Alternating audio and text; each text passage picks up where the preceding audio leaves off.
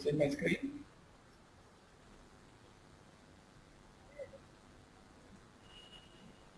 Are you able to see my screen? Wonderful, sir. Okay, right. So let's try to understand the purchasing document Sure, I can overview view. from service perspective. Okay, so what documents are we going to create and how we create? So, let's see this. The documents are created in SAP for every business transaction, the purchase requisition or a purchase order or whatever. Okay, there are several types of purchasing documents which will be used in the service procurement cycle. Okay, these are the cycle steps in the service procurement. To start with, identification of requirements. So you need to identify the requirements, which is nothing but service specifications.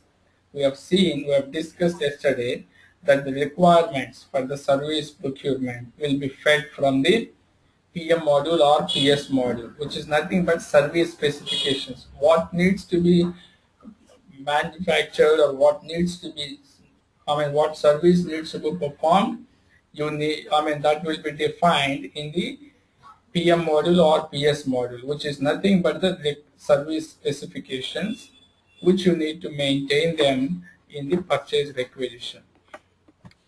Okay, and then once you have a purchase requisition, in case if you don't have the supplier available, then you can go for bidding. This is what we call it as invitation to bids or RFQs. You send these RFQs to multiple suppliers, and some of them or all of them responds to your invitation, and they submit their quotations or what we call it as bids also. You analyze the bids and you finally identify an L1 bidder to whom you award the contract. Once the contract is been awarded, then you raise a PO for the required service to be performed. Once you raise a PO, that is what we call it a service order, the supplier does perform the service that needs to be entered. What are the services which are performed needs to be entered, and then they must be accepted.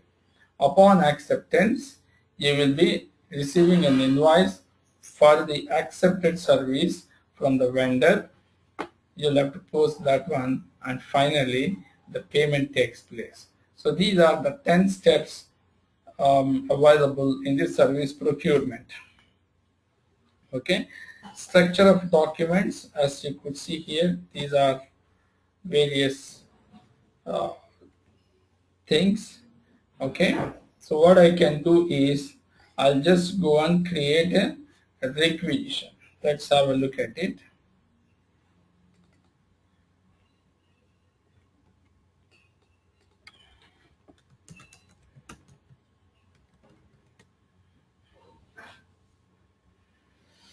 Okay, so transaction code to create a requisition ME51N.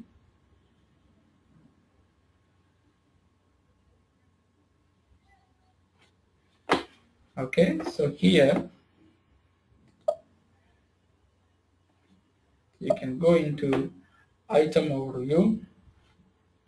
So here you have to specify item category as D. D means services. As you can see here, D means service. This is a service item. Okay, so here what you can specify is training services. Okay, how much quantity, that you can see it later, into which plant, 777C. Okay, hit enter and see what is it asking. Enter either the material number or an account assignment category. This is not a material, right? So this is a service. So therefore you enter account assignment category.